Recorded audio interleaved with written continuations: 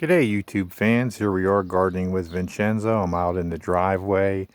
This is a follow-up from my looking at the chickens the other day, the peeps. I happened to spot this just beautiful little North Star dwarf cherry tree, and I thought this would be a good time to make a video and show you one of my tricks for turning the vertical branches into horizontal branches and to spur a more expeditious fruit production by a little trick that I developed many years ago, and I'm going to show you that little trick.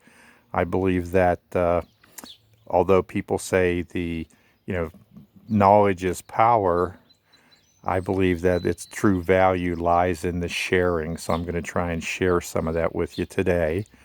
This might be a little bit longer video than normal, but I'll try to move as fast as I can. I appreciate your patience, and I want to show you exactly how I do this from beginning to end. So I've set everything up there along my driveway wall, and hopefully everything will go smoothly.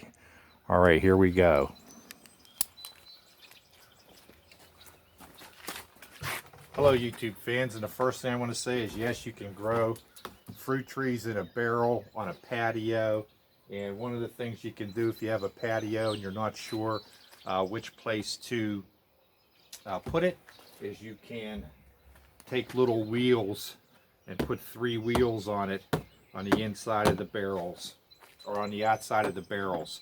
You can put a piece of wood on the inside, screw right into the wood if you're concerned about it not being stable or breaking out or whatever, but it works well even without the wood.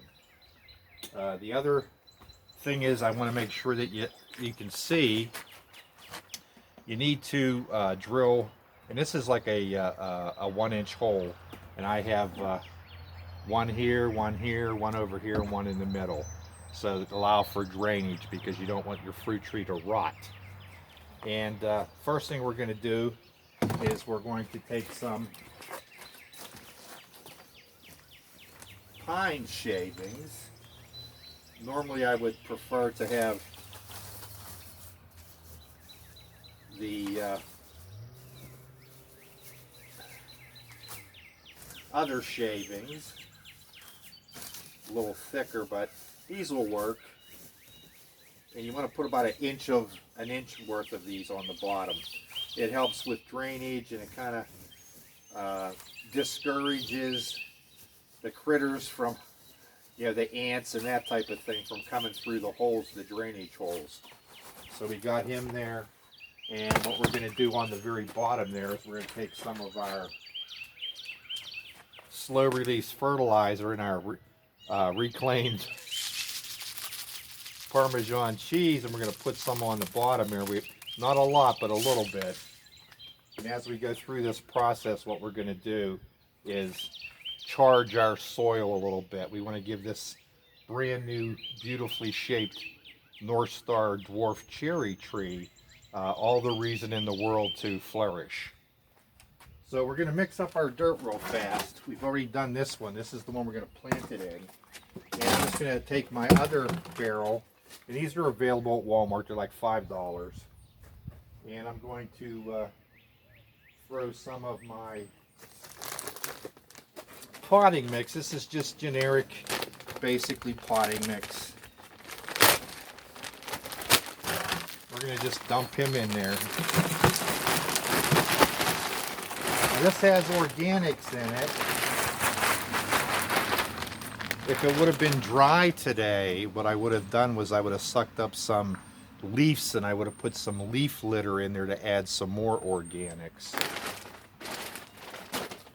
And we're going to sprinkle a little bit of our good Pro Mix in there. We want to keep the soil a little bit loose.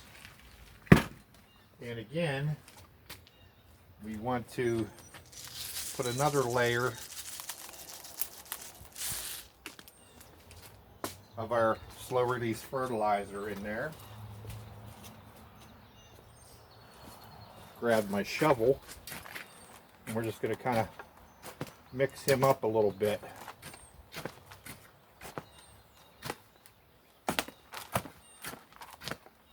Now with a dwarf fruit tree, you have to plant the tree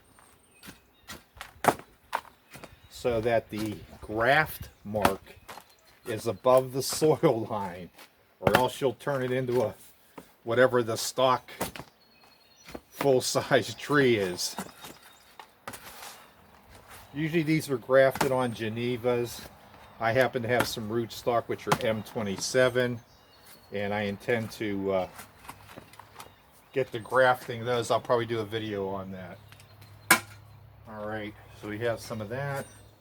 We're going to add some more of our Pro Mix.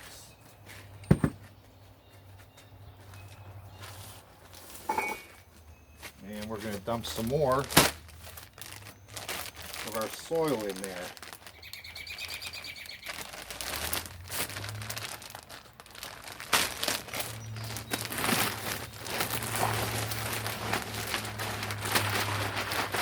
This also has some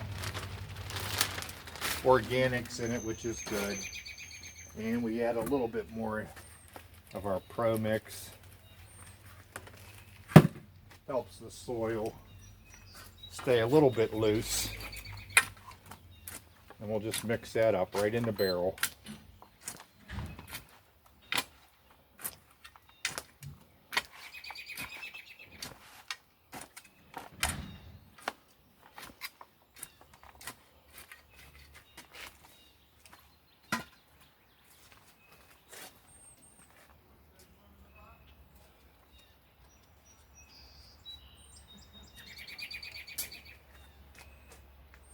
This is the picture of what the North Star cherry looks like. I'll hold that so the camera focuses in. It's a tart cherry. It's for making cherry pies, which is a good thing. Plus, I like to eat them right off the tree.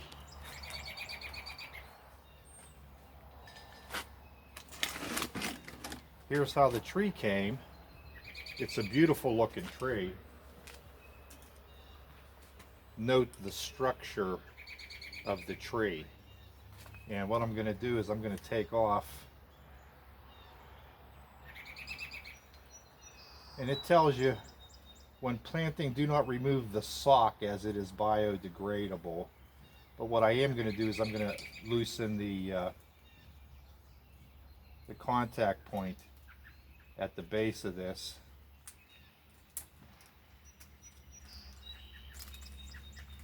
On the sock that it comes with. And I'm also going to put the tag on the bottom here so that long after it's planted I'll still know what it is, but I can still recognize them pretty well. So what I want to do is untie the base of the sock or cut it. In this case, I'm cutting it so that as this thing grows, it doesn't strangle off or damage the base of the tree. I'm going to make an indentation in our pot, which may or may not have wheels on it, so you can turn it and you can move it on your patio wherever you want to. For myself, I'm building a pallet floor down there below my garden, and I'm going to have a spot for all my trees because I'm trying to nurture and train my new fruit trees, and I have 6 of them coming. I have a postage stamp garden coming that has a variety of fruit trees, and I want this to be one of them as well. So that's what I'm going to do with those, and I'll post future videos on the results of that. So you want to estimate, you know, how much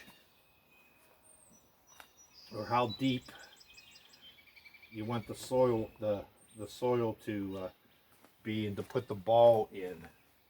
So I'm going to take the whole ball, stick it in there, and you want to line them up so that he's nice and straight. And then backfill the dirt to hold them in place, which is what I've done. And I'm going to throw a little dirt down there right at the base of the graft. so that I know right where I'm at. Now, he looks just fabulous. Look at the nice scaffolding on him. He's just looking terrific. And I'm going to take the warning label about the sock off.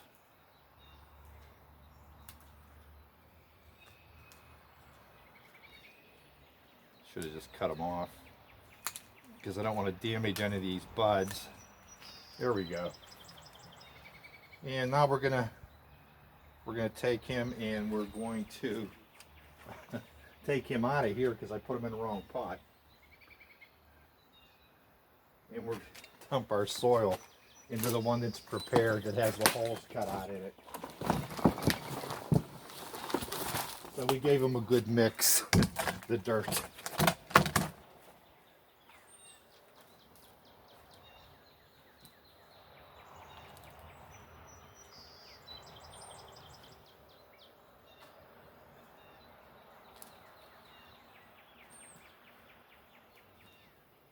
All right, now we'll move him into the crook pot.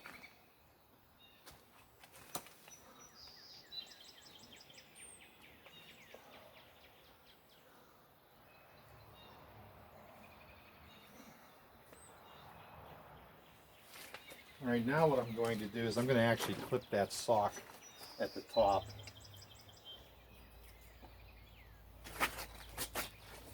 Don't know whether that's visible here or not.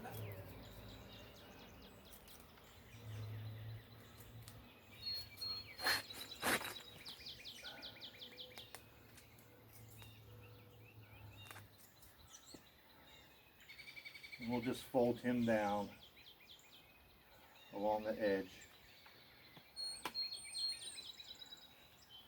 And that way we won't disturb any of the roots that are in there. And I'll push down the sock.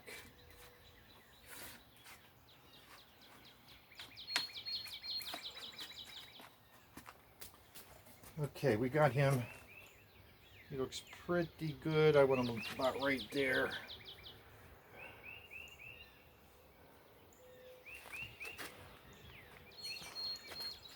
That looks pretty good. In fact, that looks fabulous. So now what I'm going to do is I'm going to just take some of our potting mix, spread it over top, making sure that you can see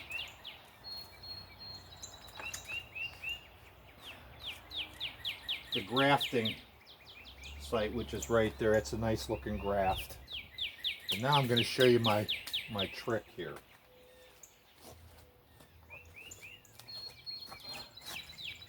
Using regular mason jars and some twine,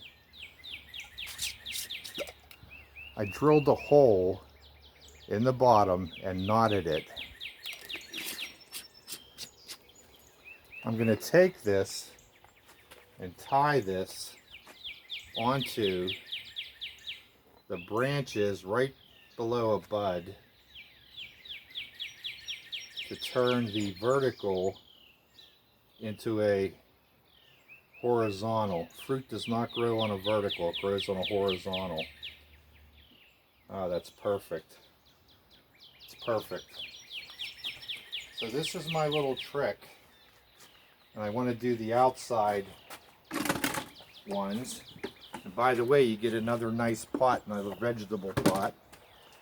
And we're going to take this one and we're going to do the same. So we're going to persuade, gently persuade the tree to open itself up. Let's see, there you go. And the great thing about this is if you don't have enough weight with the jars, you can unscrew the jar, put some water in it, and then screw it back on again.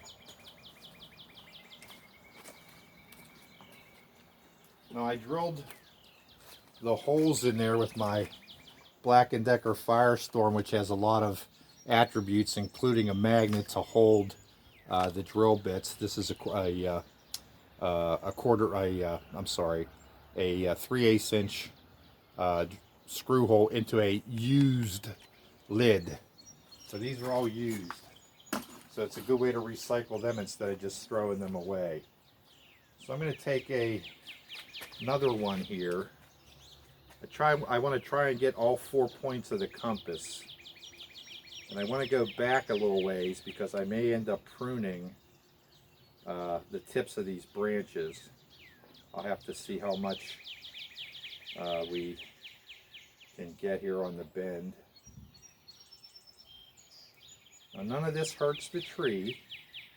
You're just basically trying to shape it the way that you want to. You're building the scaffolding on it. You're persuading it is what you're doing.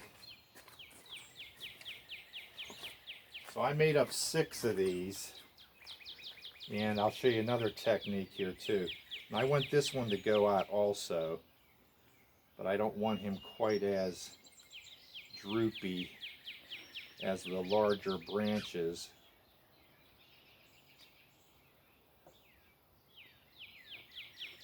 So I'm going to come in a little closer. Oh, that's terrific. He sat right down there on the edge of the barrel. So that'll work real good. All right, I want to get at least one more here, this one, to come out as well. So let's just gently bend him. We want him out to about right there. This is an excellent way to persuade, and that's what you're doing. You don't want to pull down real hard or make them droop more than what you need them to droop, because they'll break. So you have to be a little bit ginger. All right, so we've got 5 of them in the directions that we want to.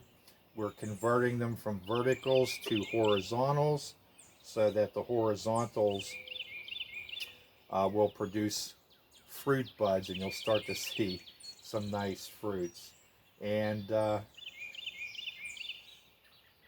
we'll do a little bit of pruning on him. I'm going to cut the tips off, and I want to cut the top off right here. I only want a single leader, and if I can, I might get these guys going out like those 2 right there. But I only have one jar left. But here's another tip: paint stirrers. I've notched one, and I think what I'm going to do is I'm going to try and put one in here, although I'm not sure it'll work, and tie them on. Now I'll just use the, in some cases that'll work. You notch both of them, you can stick them in there. You have to be careful that you don't score the cadmium on the tree, because this is such a nice tree. I don't want to promote any injury on it. But I am going to have him come out like this. I want him about right there. Again, you're being ginger. You don't want to be rough. It's a living thing. But this is a great little technique using the twine and the old lids from your mason jars where you canned. Now see, that's just really nice right there. I just wish I had one more right here. One more. I'll have to do up another one. So basically that's it. How to persuade a fruit tree. You want a nice shape on them. I'm going to come over to the camera and see if we can't get a whole nice picture of the tree from the bottom to the top so that you can see. This is just a beautiful little tree. Picked it up at the Tractor Supply when I was there getting chicken food and some sunflower seeds. And there you have it. That's pretty much how I do it. I'm going to clip a little bit of this off and prune it up very nicely, and I'll have a very well scaffolded productive fruit tree. All right, this is Gardening with Vincenzo. Remember, we can save this planet 1 yard at a time, beginning with your own. Grow as a person, plant a garden. You are what you eat, and fresh is always best. Please like and subscribe and share. I'm always looking for new subscribers to the YouTube channel. And I'm always happy and pleased to engage with the local community. Here we are in the Middlesex Township, Valencia, PA, Zone 6A. And things are just starting to wake up around here. We got 2 days here where we're going to be in this, actually in the 70s, and then we drop down in the lows in the 20s overnight. So it's a touch and go here yet, but I wanted to get this one done, and I definitely wanted to share how to improve the scaffolding without doing a lot of damage to the tree and waiting season upon season. All right, you be safe out there, stay healthy.